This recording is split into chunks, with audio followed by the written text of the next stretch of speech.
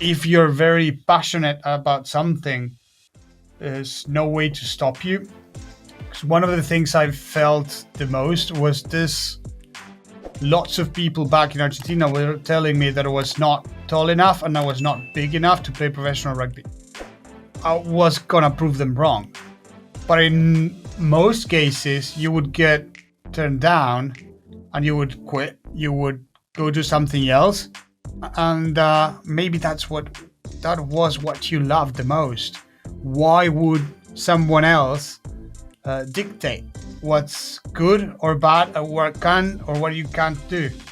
I think it's up to us to show people that just focus 100% on it, and I'm pretty damn sure that you can make it.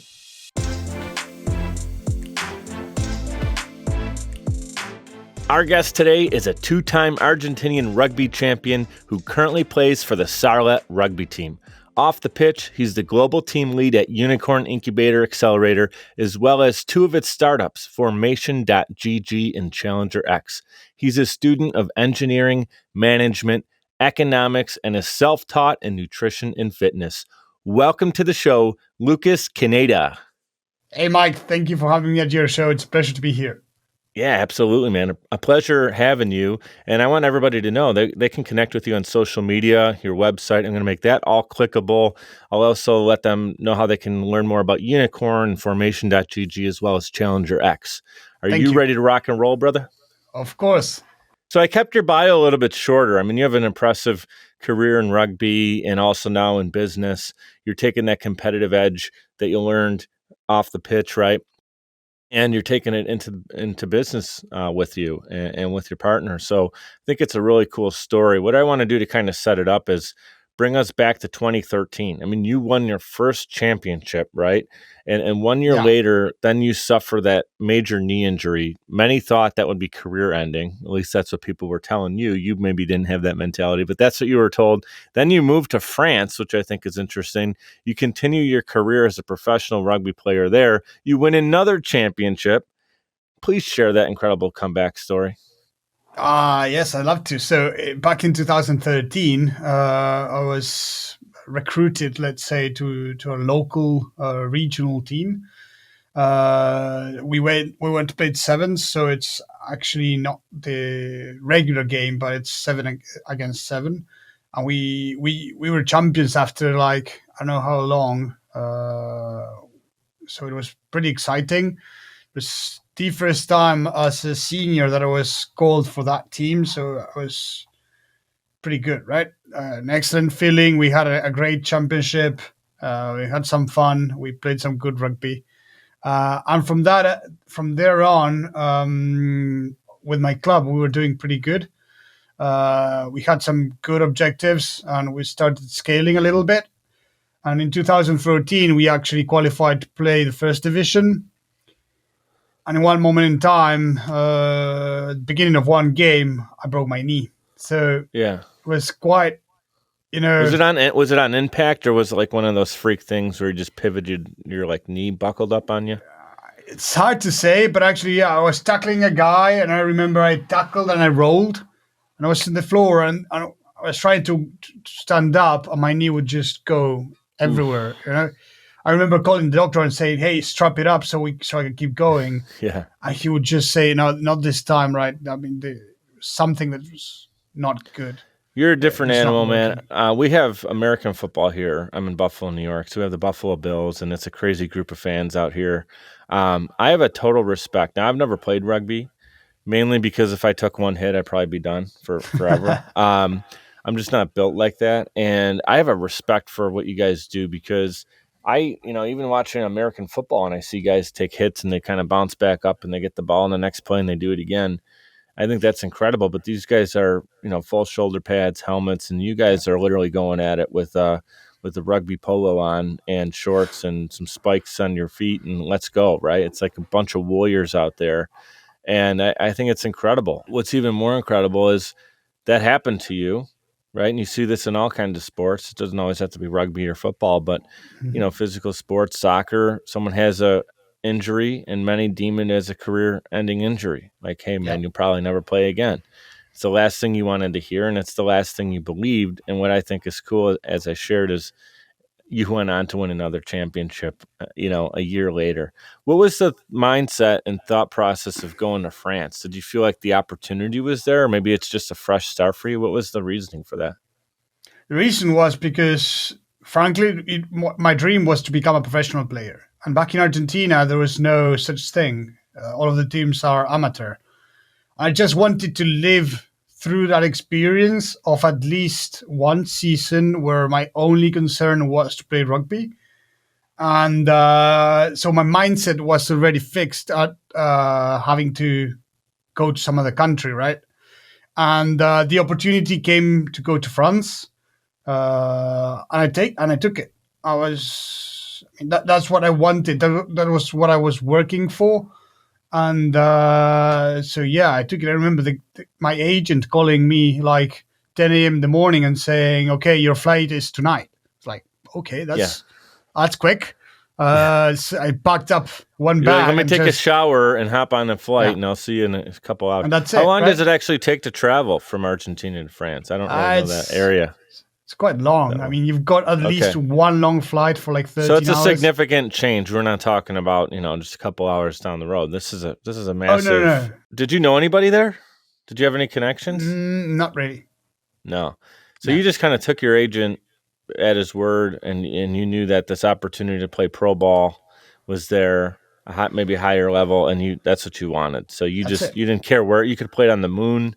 You would have said, "Sign me up to do it," right? Yeah, exactly. I mean, as long as that's what I had in my head, right? That's what my objective, and that's why I did not hesitate. I just took the opportunity. I was waiting for it, right? Right. Well, you were prepared. I mean, that's what they always say, right? Like when you're prepared for the opportunity, that's what luck is, right? When preparation meets opportunity. So you weren't lucky that you got to play in France. I mean, you were preparing for it for years. Something I learned in preparing for this interview is that rugby is called the school of life. And I think that's pretty cool, right? The things you learn on the field. So some of life's lessons, can you share some of those that you've personally learned from playing the game of rugby? Yeah, sure. Because I do think those lessons translate into business, but also into life. So ever since I was a kid, I was being told that rugby is for friends, for instance. So everything turns around about having those relationships, having friends. Rugby, of course, it's a game, and you need to learn, to play, to train. But the idea about it at the core is to actually make good friends that last for a lifetime. I would say that's a community, right? I mean, that's in business. We are the collection of who we're hanging out with. You hear that, the 5 people you're closest to, you kind of, that's your common denominator. And it's true, your mentality, your mindset, but also lifelong friendships. I mean, I know I played a couple sports growing up, baseball, played some tennis. And, I still have friends that whenever I connect with, we always go back and talk about some of the fun times we had playing together, or we still pick it up. I still like to play tennis. So it's just it's a fun thing. It's a competitive thing with your buddies. I'm a musician. I have a lot of great memories playing with my friends instead of playing sports, playing music. Same. So yeah, same community is huge. And usually if you go out for a drink, you will probably call one of those friends, right? Right. I feel like rugby, you guys know how to have a good time. Am I right? Yeah, I mean, I do think that they speak about it a little bit badly, right? But why wouldn't you enjoy after a game, right? I do think it's part of it. It's part of that friendship. It's the building. Camaraderie. Yeah, exactly. It's you and your buddies going out for a drink. I don't think there's anything wrong with it. I don't know what else could be connected to it because I haven't studied it closely, but I just know it seems to me like the guys, like when you're in Little League baseball, you go out for ice cream after the game. Well, when you're growing up and you're playing rugby or soccer or softball with the guys for a beer league, of course you're going to go out for a drink and build the friendships and the camaraderie. And I mean, it's like anything in life. You could have fun, but you're responsible and stuff like that. So for sure. Now, one of the big things in sports, you see it in players, you see it in coaching, is leadership, right? What do you've been around a lot of different coaches, leaders, and you're one yourself now in business. What do you feel are some quality traits that make a great leader? How would you define that? again, I think that I've learned a lot through rugby or through sports in general. So one of the types of leadership that I appreciate the most, and I usually try to live with, is to lead with example. Do you think that it's a lot stronger when you show people what they should be doing instead of just telling them? Because I'm certain that you've been through that situation when you tell someone to do something and they just, I mean, they don't believe it. They don't trust it. And It's they like don't the sales manager who comes in and they're like, all right, guys, we need this many KPIs and we need this many units sold. And this is how you do your sales presentation. And then you're like, oh, cool. Where'd you come from? And they're like, oh, this guy came from distribution. And you're like, that means he wasn't even customer facing. Oh, it's okay though. He's really good with people. All right, let's give him how many times has he sold a product in his life? Never. He just came from Harvard Business School. So he's your sales manager. It's like, what are you talking about here? So, not to be disrespectful to that person, but yeah, there's a built-in camaraderie and built-in respect for someone who kind of came up through the ranks. I remember when I sold insurance, my branch manager, the guy who was a big part of hiring me for about 4 or 5 years prior to that moment, I believe I was his first hire as well. That moment was big for both of us. But I look back, I knew when he was interviewing me in conversation that he did it first for 5 years. So I knew that when I was going to ask him a question, he's been there, done that. He's not going to give me the textbook answer. He's going to give me the on-field example. So I think that's great. I mean, the way to summarize it is actions speak louder than words. A leader could yell at you from the back, but a real leader leads from the front by example. By doing it. And then, it's more the pull effect, right? Mm-hmm. Come with me. Let's do this together. And some players have leadership qualities and others don't. It doesn't necessarily mean the guys, not everybody's rah-rah, right? I think of, I'm a big New York Yankees fan. I live in the state of New York. And, there's like key players that I remember growing up, and some of them just had quality traits of a leader. And others were just like they relied on them to get their bat, That's actually a good thing, Mike, because what I usually say is that you don't need 100 captains on a team. You need soldiers and you need a couple captains, right? Because you need people to do the hard work. You need people to guide them, and it's the same on every business, and it just translates to everything. Yeah, it's like too many chefs in the kitchen. If everybody's trying to coach up Lucas, right? And you got 4 different people. That happens in business for sure. There's 4 different departments.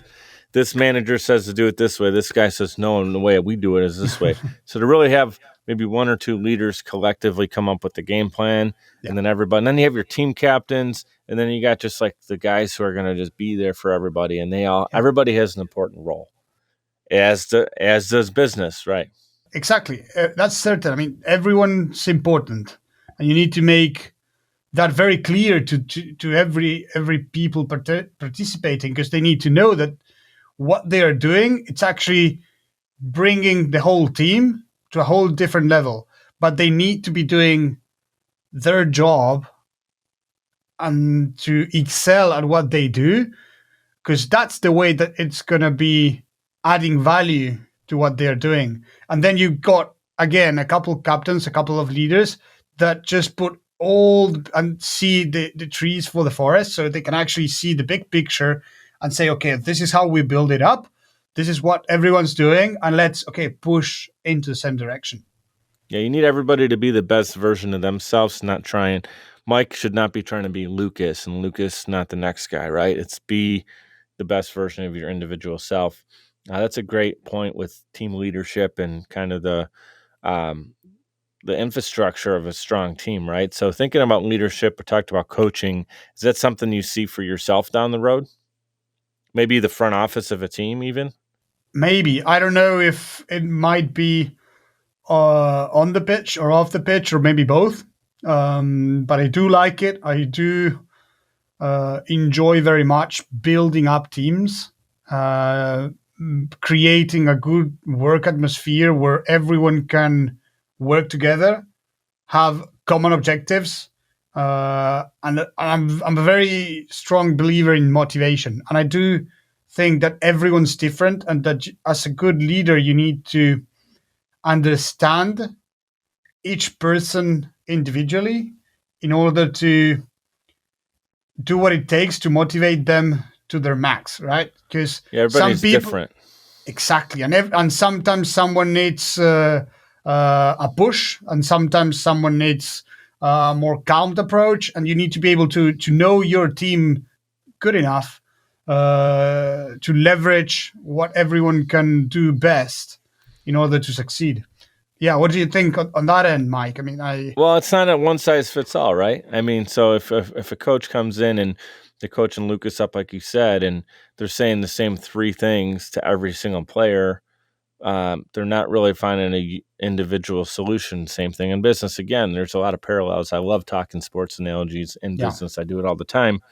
But yeah, that's a great point. I mean, you want the coach to really be more intricate. It's relationships in general. Like with a spouse, you wouldn't just every situation that comes up, you don't say the same pull string answer. You'd be on the curb in a couple of days of that relationship. So every situation's unique, and a really good leader, I feel, can analyze it and evaluate it quickly, and get back some direction right away. And that's the best coaches make those. Here goes another analogy: in-game decisions, right? Game time. Like you come in with your playbook, things change on the field. You got to adapt. Is there halftime? Do you guys have halftime?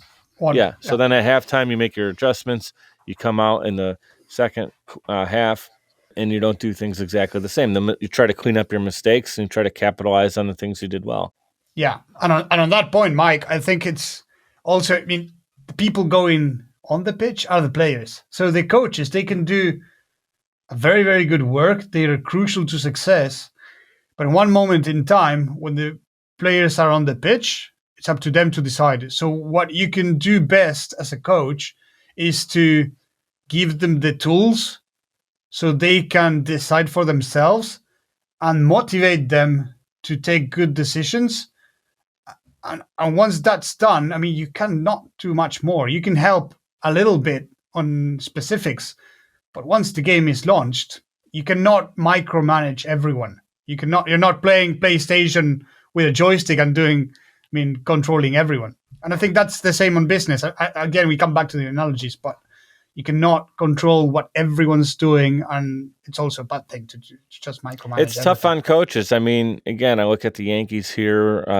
They had some crazy runs. It was a 14, 15 game run towards the end of the season. Then they fell off a cliff. Then they fought hard enough to get into the wild card. And then in the wild card, they played flat.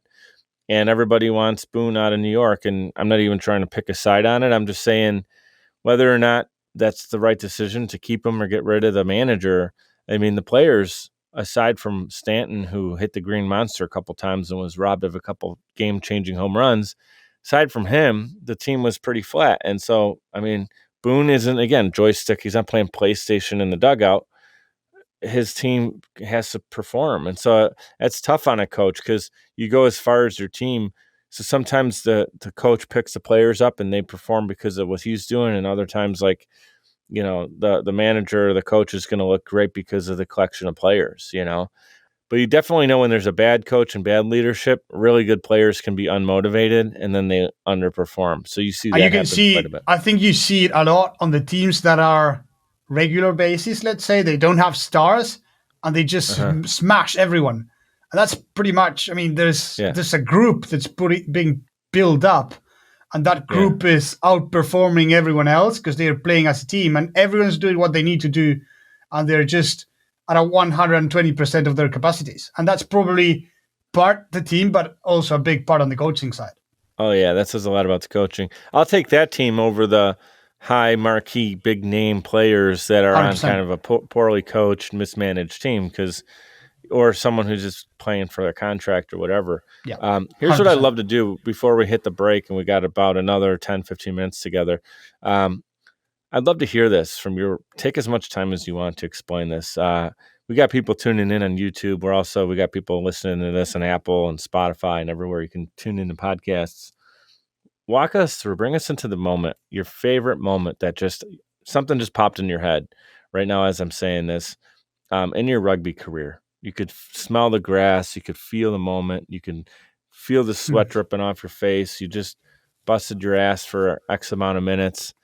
What's that feeling? Like, what's the best moment that when you think about your career and you want to play right now, and you get that itch, you got that smirk on your face thinking of it? What's that moment? Yeah, because I can feel my arms stitching up a little bit because there's probably not just one moment, but I do have a couple of memories that, what happens when you set yourself a big objective, something that everyone thinks that it cannot be reached, but you as a team, you have that challenge. And I remember when we were back in Argentina in 2013, we set ourselves, we were in the second division, and we knew we had 4 tournaments to play. So 2 in 2013 and 2 in 2014 to actually get to the highest division. You had a mountain to climb. Yeah. So we started low. We kept growing. We made it to the first 2. Then we had the third. That was the crucial part. Because if we got to the 4th, that means we did it. And we struggled. Of course, we were the small team. And we made it to, I think you call it the wild card, right? So we played a game against another team that we were tied up to see who would go into the next stage.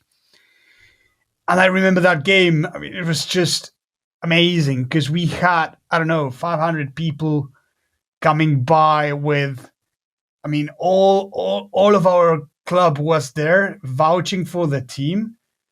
And I remember that we were losing the game, but that feeling inside you, that game, you will never lose it. No matter what happened, you knew you had won. And that confidence, we knew that what we were doing was good. We knew that we have prepared good enough to make that happen. And we did. Did you win? Did you guys end up pulling We off? won, and we ended up going into the next sstage. That the club had not been there for like I think 7 or 8 years, so it was pretty damn big. And I just remember that feeling of everyone, cheering up at the end of the game when we've won and just celebrating.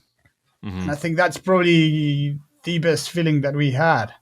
Yeah. Now, were you the away team in that moment? So you had people traveling to come and follow? No, we were actually playing at neutral stadium. It was like a neutral stadium. Cool. So it was pretty crazy. There was fans from both sides just packing into the place. Yeah. How many people fit into an average rugby arena? It depends. On local rugby like that, you can have between around 500. That game, I think there were like 2,000 people watching.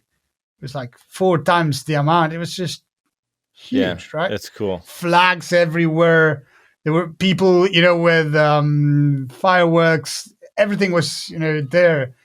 They actually, because the neutral stadium was like 1,500 meters away from our home club, and they walked all the way, all together in a mass to get there.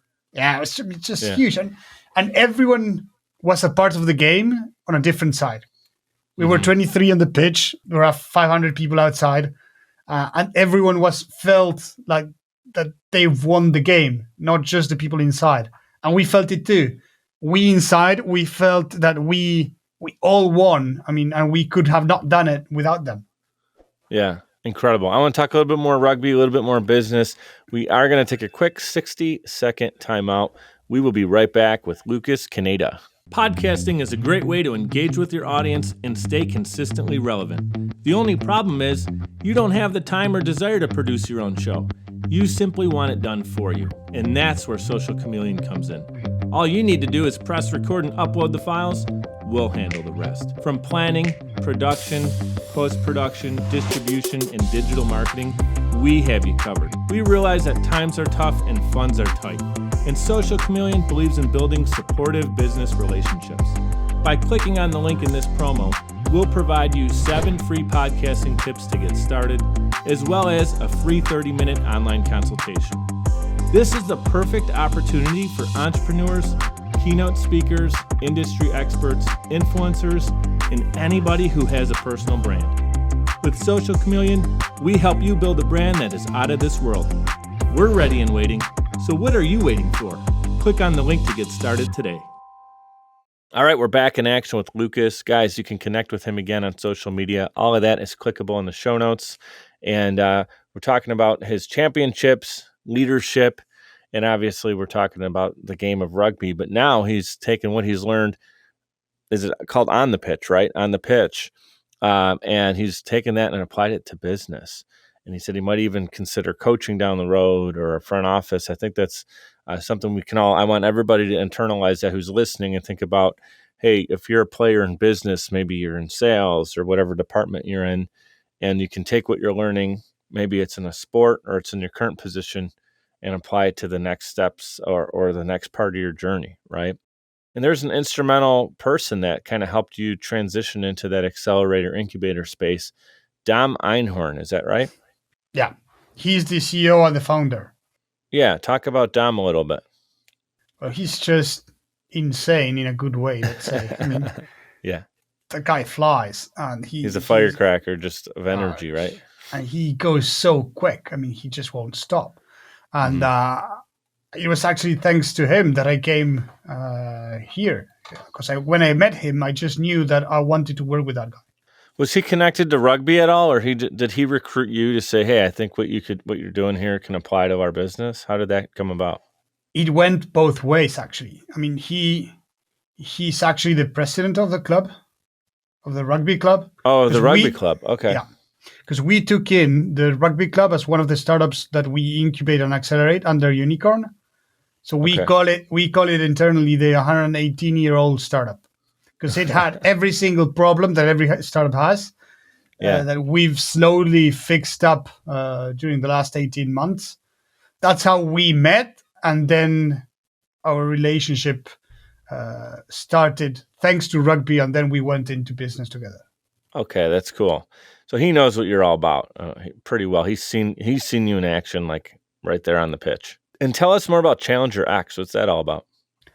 That's a company we funded together a couple of months ago. Actually, a company going very quickly.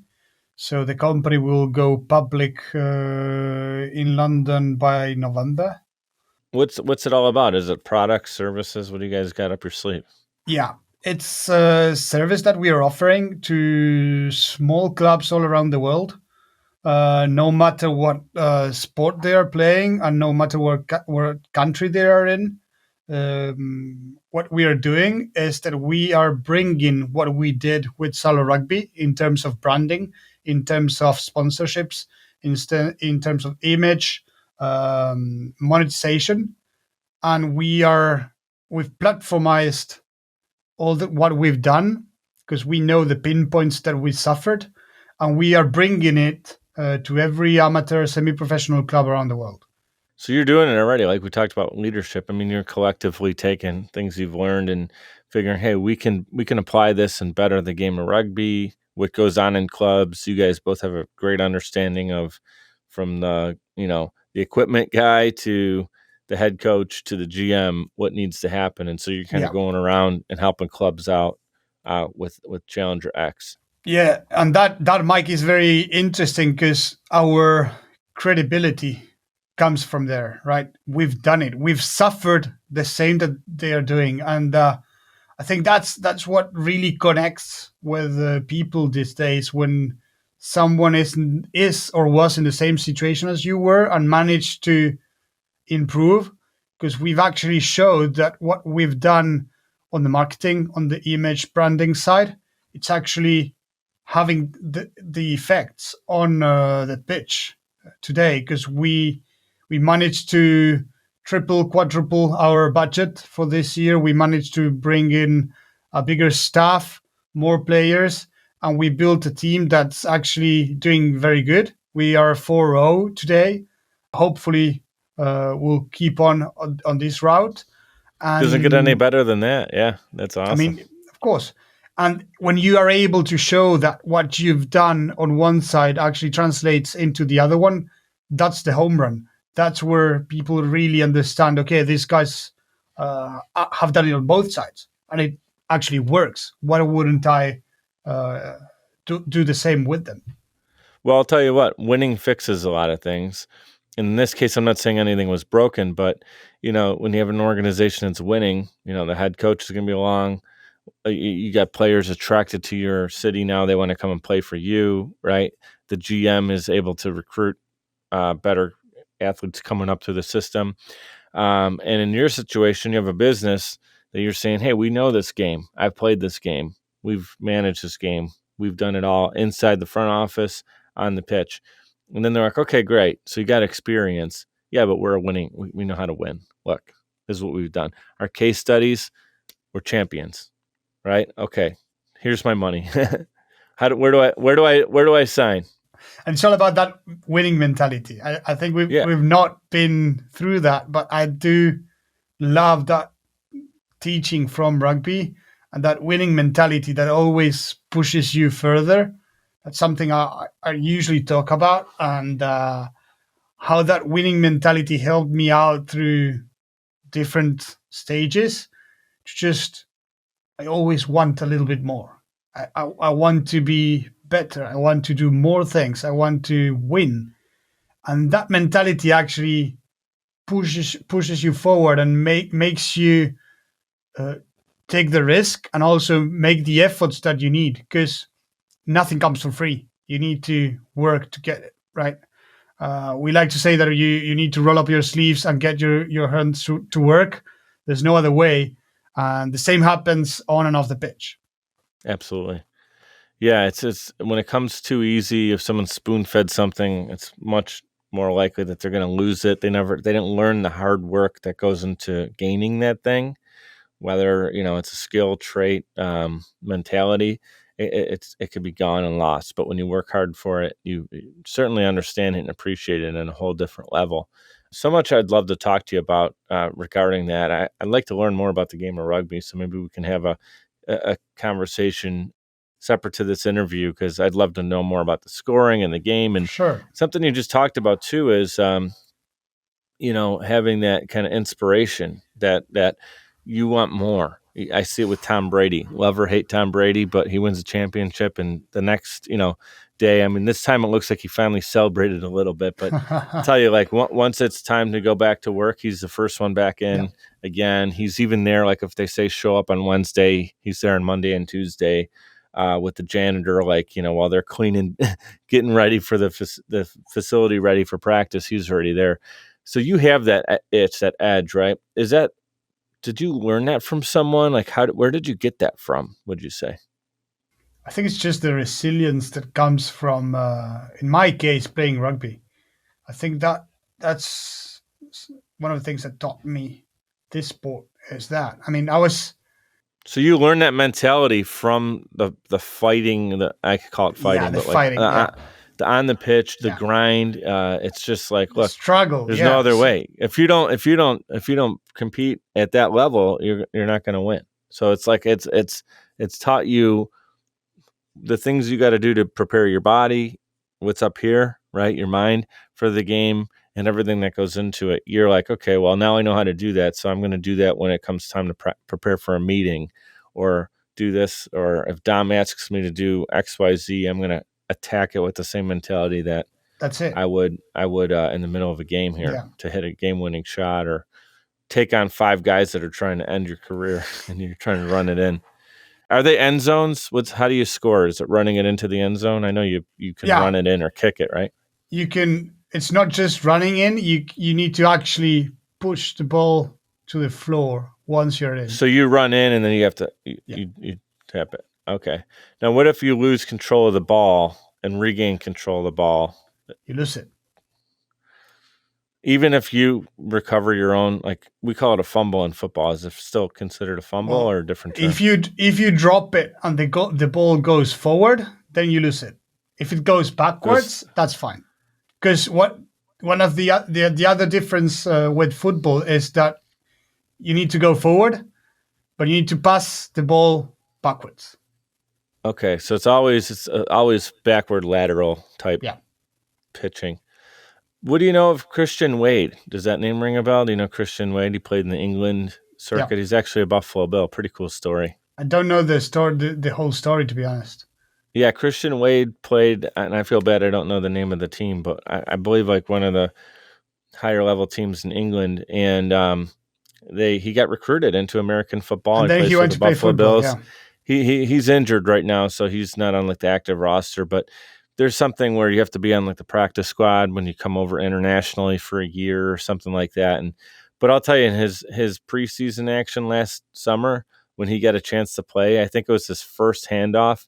He took it like 45 yards for a touchdown, and the way he ran that ball, his rugby in him, nobody was going to get him.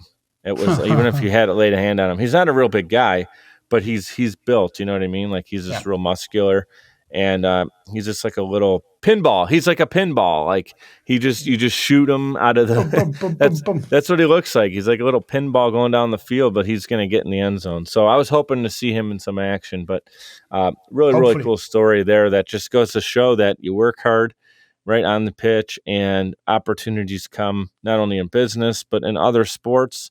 Hey, it can even translate into American football. Pretty cool story.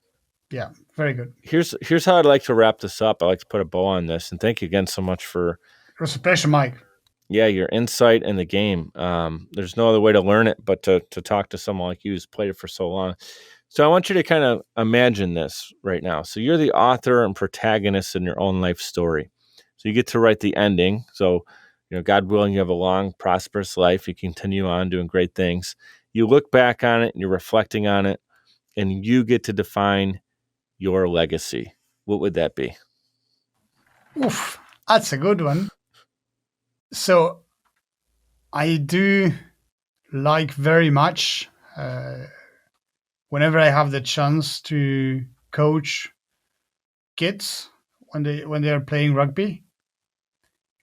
And so I think I would love to do that more often in one point in time.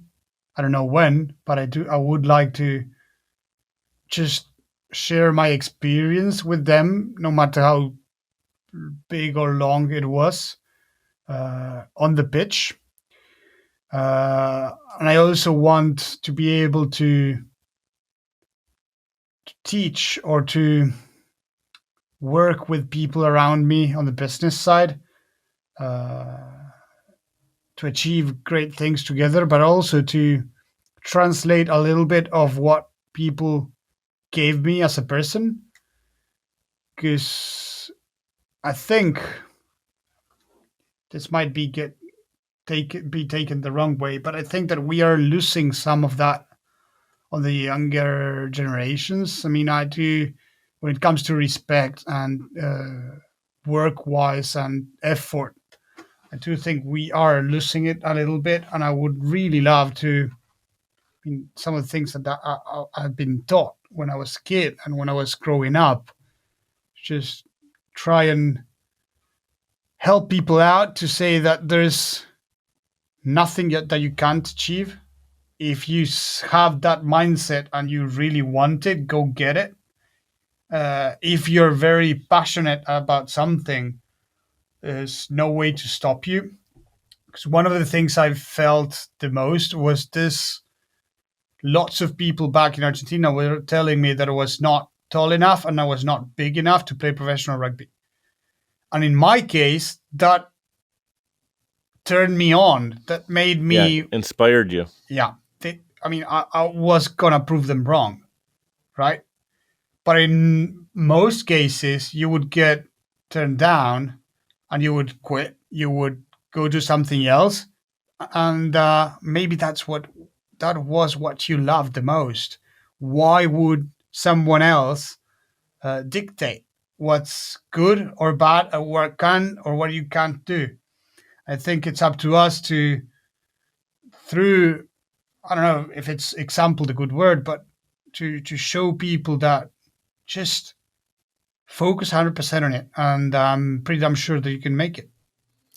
Yeah, I mean, to summarize it, I think I love it, man. I love your story. I love what you stand behind, and I definitely see it. I mean, you're talking about it as this is what you want. I heard it kind of in your language. I'd want to do this. I want to do that. You are doing it. I mean, you're already doing it in business. You've done it in rugby. You've done it on the pitch. You're an example, right? You talked about leading by example. You're doing that, and continue to do what you're doing, and make sure you stop and realize, hey, this is pretty cool. What I have I'm grateful for the opportunity to do it, because you're in that right now.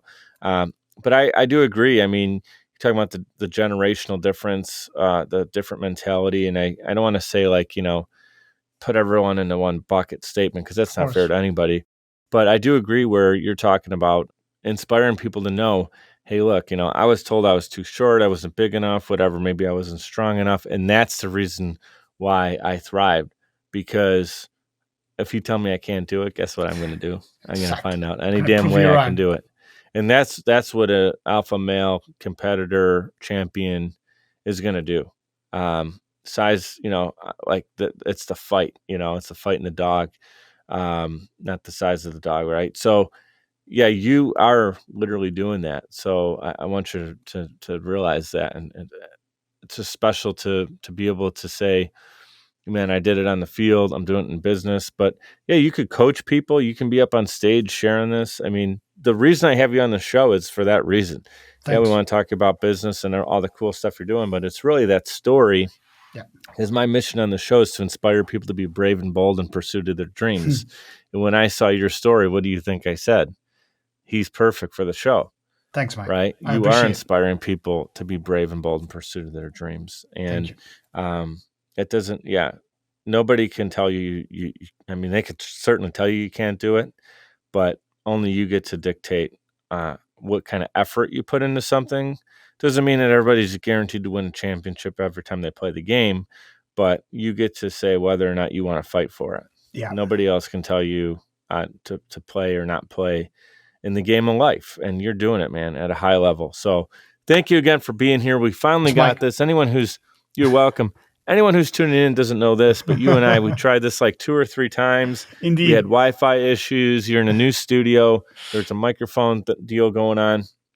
But I'll tell you what, perseverance is something that we talked about today, and you and I were not going down easily. So they're not going to stop us.